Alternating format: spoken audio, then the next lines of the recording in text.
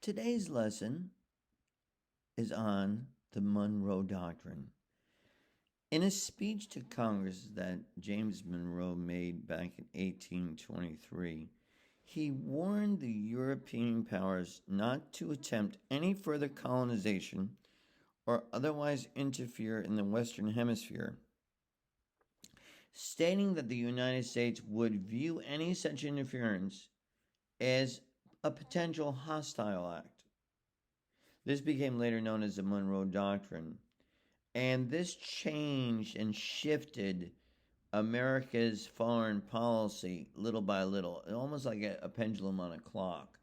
Now, just to back up and give you the details here that you need to know, if you recall, under Washington's administration, he warned America to stay out of foreign entanglements. Excuse me. And this was pretty much the way things were. Obviously, there's going to be a little bit of a shift here with the Louisiana Territory in 1803, but that was a very different kind of thing. And then, of course, as you already know from having studied it, the War of 1812.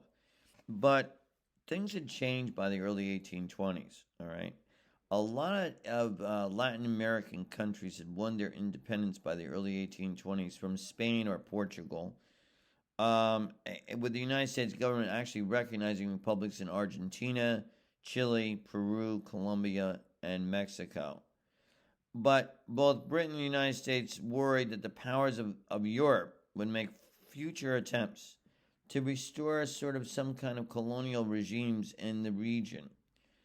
And Russia was also getting involved here as it was rising to an age of imperialism under Tsar Alexander I, who wanted to claim sovereignty over territory in the Pacific Northwest, and essentially banned foreign ships from approaching that coast in 1821.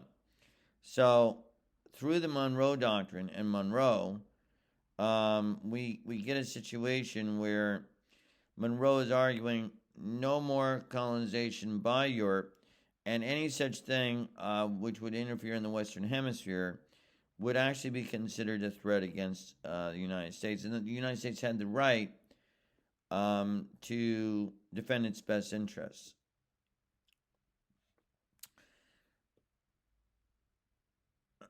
So, during the president's message to Congress on December the 2nd, 1823, Monroe expressed the basic tenets of what would later become known as this doctrine, the Monroe Doctrine. All right. According to his message, the Old World and the New World were fundamentally different and should be two different spheres of influence. The United States, for its part, would not interfere in the political affairs of Europe or with existing European colonies in the Western Hemisphere. To quote Monroe, "The American continents, by the free and independent condition which they have assumed and maintained, are henceforth not to be considered as subjects for colonization by any European powers. Any attempt by a European power to exert influence in the Western Hemisphere would, from then on, be seen by the United States as a threat to its security. And in declaring separate spheres of influence and a policy of non-intervention in the foreign affairs of Europe, the Monroe Doctrine drew on past statements of American diplomatic ideals such as Washington's farewell address and James Madison's declaration of war with Britain in 1812. At the time Monroe delivered his message to Congress, the United States was still a young, relatively minor player on the world stage. It clearly did not have the military or naval sophisticated power to back up its assertion of unilateral control over the Western Hemisphere, and Monroe's bold policy statement was largely ignored outside of the U.S. borders. In 1833, for an example, the United States decided not to invoke the Monroe Doctrine to oppose British occupation of the Falkland Islands.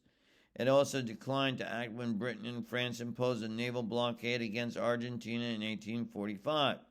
But as a nation's economic and military strength grew in power and sophistication, it began backing up Monroe's words with actions. As the Civil War drew to a close, the U.S. government supplied military and diplomatic support to Benito Juarez in Mexico, just to cite an example, enabling his forces to overthrow the regime of Emperor Maximilian, who had been placed on the throne by the French government in 1867. This, of course, would be followed up by something that you're going to learn in a subsequent lesson called the Roosevelt Corollary. All right, that's it on the Monroe Doctrine, and everybody have a great day. Bye-bye for now.